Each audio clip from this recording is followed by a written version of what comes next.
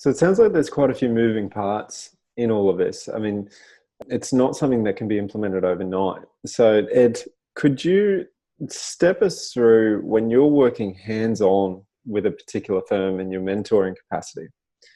Where do you start in terms of addressing this topic?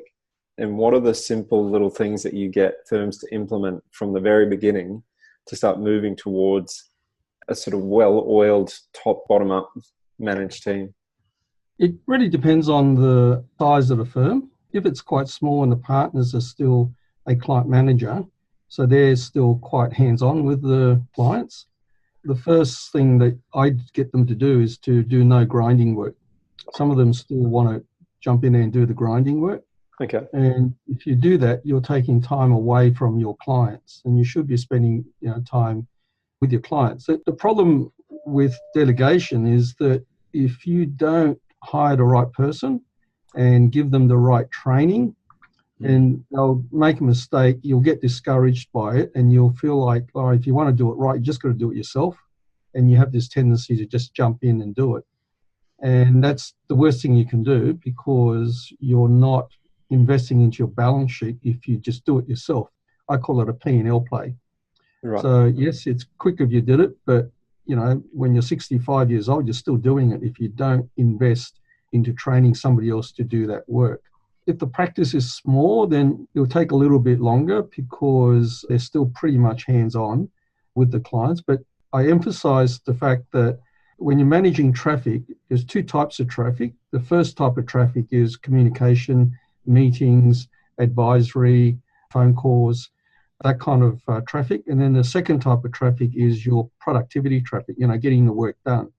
You need to hire somebody to start taking that off you and spending the time, with the clients. Then you get to bigger firms where, they're doing $1 million, and that's where they hemorrhage the second point. The second point of hemorrhage is about $1 million per partner.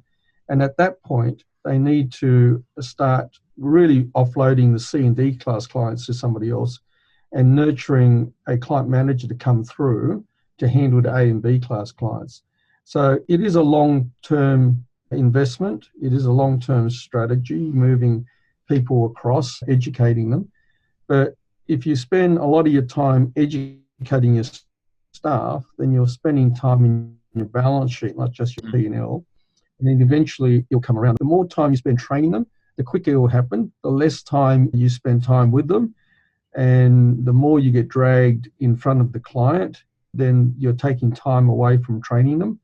And then the slower it's going to take you to step away from, hands-on. But the first thing is to get rid of the C and D class clients on the communication side. So someone in the team's got to have the potential to be a client manager with good interpersonal skills, and you've got to start training that person, start going into meetings with that person, with the C and D class clients, and start offloading the C and D class clients to this person, and then you can hang on to the A and Bs.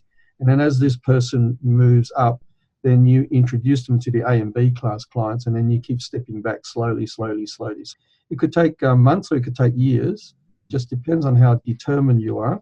Today, we've got around 9,000 paying clients and 17,000 all up on our database, and the other half of it are prospects. And I don't see any clients at all. But initially, when the practice was really small and they all saw me, yes, it was hard to extract myself out because they got so used to dealing with me. What I found was 80% of the clients just wanted you to show some leadership, and they just basically wanted you to say, well, tell me who to deal with, and they deal with that person. So when I brought the client manager in with me, or the trainee client manager with me into the meetings, 80% of them would just gravitate to the client manager. 20% of them wouldn't. They just kept coming back to me. And we talk about early adopters, middle adopters, and late adopters. So the ones that kept coming back to me, they were middle adopters, and I had to introduce them to the client manager 4 or 5 or 6 times. And then eventually around, 16% of them eventually went across, and then the less than 4% just insisted on seeing me. Right. And then I then had to make a decision, and it's really just a handful. And then I had to make a decision whether, I just saw them or I persisted. Generally, those clients are really, high maintenance clients, and they're really D-class clients. They don't pay you, they whinge, they complain. They're just high maintenance clients, and they consume 80% of your time. And they represent less than 4%, but they'll consume 80% of your time. So I got to a point where, I delegated them to a client manager, and whenever they called and left a message, I got the client manager to ring them back, and they sent me an email, got the client manager to respond with an answer. And eventually they either did one or two things. They either left, which was great because, they were really high maintenance clients. And the other things was that they then started dealing with the staff. And then you'll get one or two who are really, really bad, all right?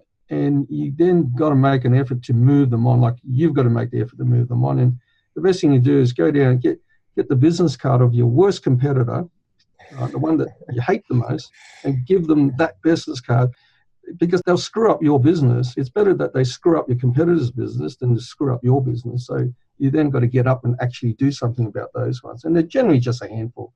They're really, really recalcitrant. It's an interesting point, actually, because, Jamie, we've been talking about this a little bit in the last week, and seeing accountants in particular forums talking about how to manage difficult clients. I mean, we've all got one or more, but I found it interesting that a lot of the responses were immediate, just sack them, get rid of them, sack them. And I mean, a particular scenario yesterday was, I'm a small business, we're growing, but I've got a $30,000 a year fee paying client who I'm having trouble with. And 80% of the responses was, just get rid of them straight away. How do you approach that? Because, I mean, yes, it's the right answer in some cases where you've said where you've got the really bad ones, but how would you normally approach when you get asked that question? Should I just sack the client, or how do you manage the situation? In my case, it sort of depends on the size of the client, what value that they're worth to the firm.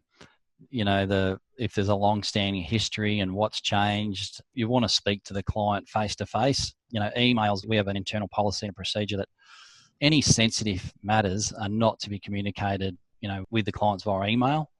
That's the first thing. So once you sort of do all the fact find out exactly what the issue is, whether it's, within your business or fact find from the client, meet with the client and, see if you can address the problem, solve the problem. If it's scope, seep or creep, which some of the forums were talking about, you just go to the client and try and solve it, whether that's increase the fee or not delivering service, whatever it is. But the worst thing, you can do is shoot off an email. That's the worst thing you can do.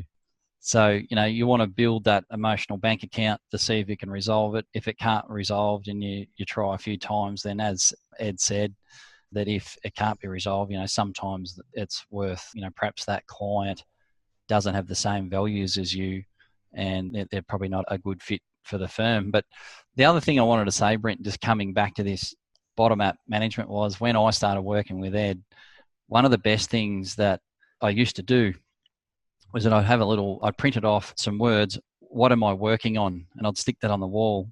And so every day I'd have a self-awareness around a task I was doing from a practical sense. And, the listeners will hopefully get something out of this, is that I'd say, this task that I'm doing right now, should I be doing it? So every day, I think for 2 years, I still do it now. I would say, should I be doing this I return? Should I be doing these financial statements? Should I be doing my own bookkeeping? And so with that pasted in front of me on the wall, a lot of the times I say, you know what? I've done this 1,000 times. It's time that I stayed back tonight and build a system so that, Joe over there knows how to do this and I don't have to do it.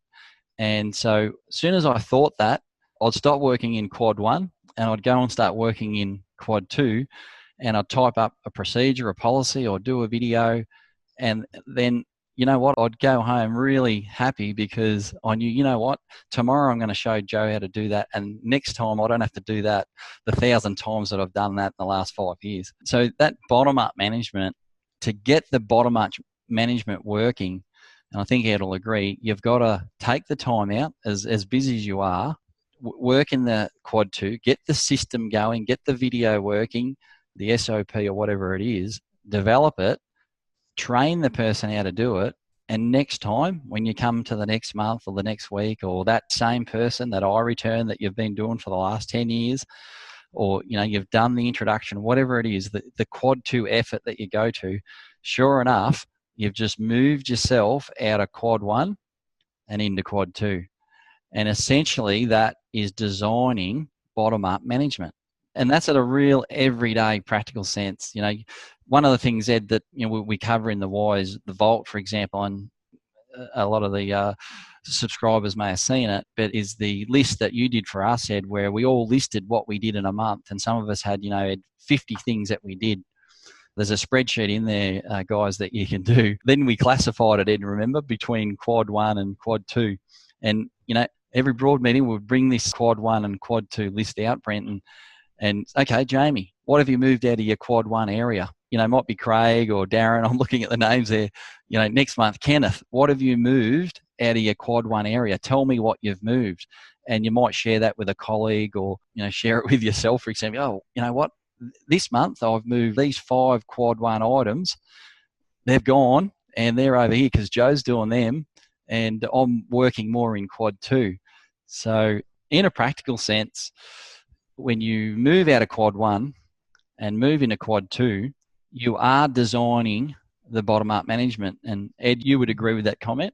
Yeah. Yeah, 100%, Jamie. Yeah. Like, you remember when the boys, your client managers, kept saying to me that they couldn't do any more than they were doing, and they were handling around 300 grand in fees. Well, my team here handles 950,000. So they were saying to me they couldn't do any more when they were doing 300, when I knew that they could do 900. But they were just drowning in quad A activities. And give you some examples, they were doing the tax returns themselves, right? Yeah, even face-to-face tax returns. Yeah. Yeah. They were doing face-to-face tax returns. They were doing the grinding. They were doing the bank recs. That one of them was even doing lodgement of tax returns. So you may recall, Jamie, I got them to write everything that they were doing on a piece of paper. And including me. Yeah, including you. Yeah. And then we put all those activities into either quad A, B, C, or D. We got rid of D and C, got rid of them all, just don't do them.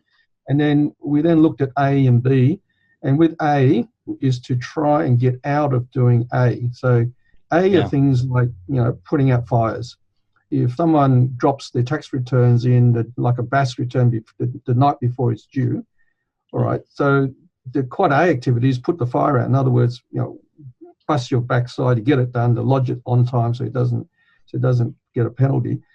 The quad B activity is to educate the client not to do that again, because you've got other clients that you need 2 months to 2 weeks time to do it, and put in a process so that, when it comes leading up to it, you're calling them and reminding them they've got to get their work in. So that kind of activity is preventative activity. So training someone to do it, managing the client's expectations, they're all quad B activities. They're important, but they're not urgent. But the more you do of the important but not urgent activities, like a month before it's due, ring them and say, you're ready to bring your work in now. Have you got it all ready? No, it's due on this day, right? All those kind of activities will reduce having to work in quad A, which is putting fires out. Training someone to do that I return. Training the clients not to come in to get the work done face to face, but to drop the work off, right? That's all educational stuff. They're all quad B activities. And the more you do in quad B activities, the less you do in quad A. They were struggling to do 300. Now they're doing a lot more. And same as our team. Our teams do 950, $1 million, and they do it hands down because they've also educated their team to do the grinding work. So it goes down. That's called bottom-up management, because you're working on quad B and not quad A.